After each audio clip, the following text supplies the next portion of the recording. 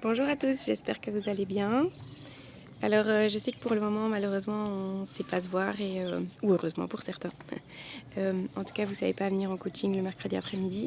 Donc, je voudrais vous donner 2-3 astuces que je répète souvent.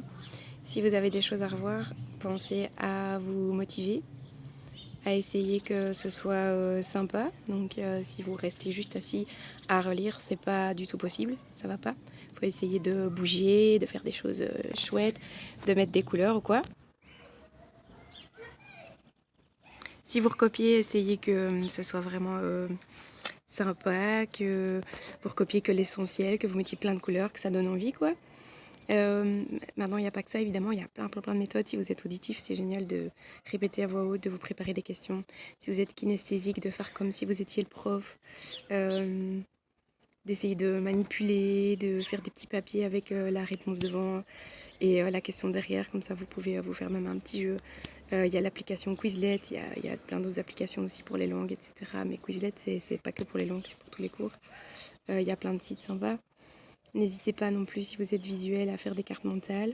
Les kinesthésiques, ça peut fonctionner aussi, mais ça dépend.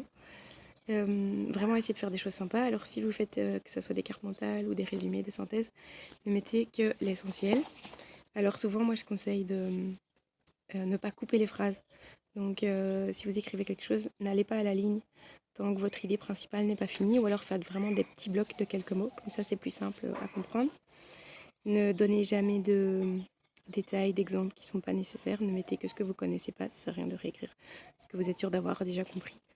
Le moins de répétitions possible, à la limite un seul exemple, mais si possible pas. Juste les mots-clés. Alors ce qui peut être sympa pour les visuels, c'est aussi de mettre des couleurs déjà dans son texte sur les mots-clés. On peut s'y entraîner, mais c'est déjà, on laisse tomber les le, les la, les les, voilà. Jamais de couleurs sur les titres, jamais le numéro des chapitres, parce que sincèrement, à un bilan qui va vous demander le numéro du chapitre, personne, ça sert à rien, à part à faire joli, mais la beauté, la perfection, à un moment donné, il faut la laisser tomber, comme je dis souvent. Alors, vraiment essayer de faire des plans. Voir si on a bien tout compris d'abord avant de résumer, parce que sinon ça sert à rien, on fait du par cœur et c'est mort. Presque quasi tout le temps mort. C'est vrai que les kinesthésiques, plus encore, ont besoin vraiment de concret, d'avoir compris ce qu'ils étudient. L'avantage, c'est qu'une fois qu'ils ont retenu, ils retiennent longtemps, mais ils ont besoin que ça soit bien clair.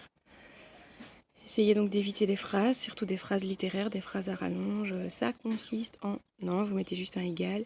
C'est-à-dire que... Non, vous mettez juste un égal, c'est tout, 2 points. Vous prenez le temps de vérifier si c'est bien correct et si c'est clair. Normalement, c'est vos synthèses et vos plans, c'est un peu comme vos réponses au bilan. Vous devez toujours vérifier si, tiens, quelqu'un qui ne s'y connaît pas, rien qu'en lisant ça, pourrait vraiment comprendre. Et essayer d'utiliser les mêmes couleurs qui aient du sens. Donc, par exemple, si pour les définitions, vous prenez toujours du bleu, gardez ça à chaque fois. Et ce que je conseille aussi souvent, c'est de faire des liens. Donc, par exemple, si vous voyez que le prof fait une répétition d'un truc qui était déjà au début du chapitre, dans votre synthèse ou dans votre carte mentale, faites une petite flèche pour bien vous montrer que vous savez que ça se rapporte à la même chose. Ça sera pareil dans vos textes en fait. Essayez de regrouper toujours ce qui parle de la même chose. Ne remettez jamais des définitions telles quelles. Essayez de résumer au maximum parce que votre cerveau, plus il voit de choses et plus il est fatigué. Donc si vous mettez moins, il va se dire oh ça va, et pas beaucoup, et on sait le duper comme ça.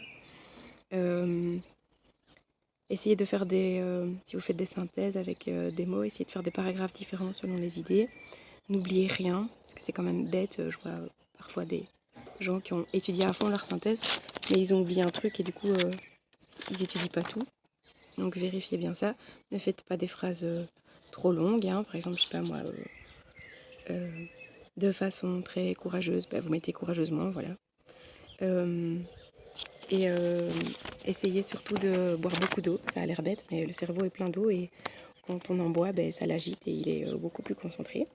N'hésitez pas à faire de la brain gym. Je vous invite à aller voir des petites vidéos sur internet pour ceux qui ne connaissent pas, mais ça aide vraiment, surtout quand on a difficile à se concentrer.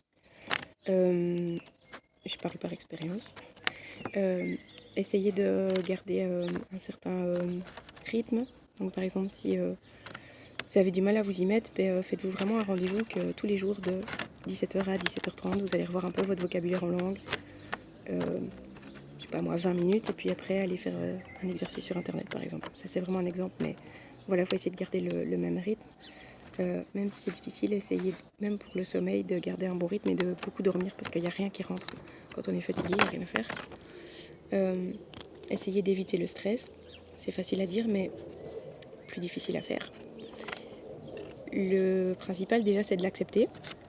C'est pas grave, si vous stressez, ok, ça arrive à tout le monde, c'est ok avec ça.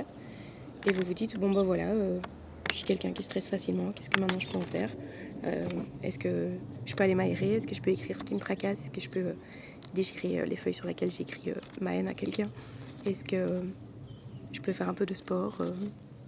Il y a vraiment plein d'astuces.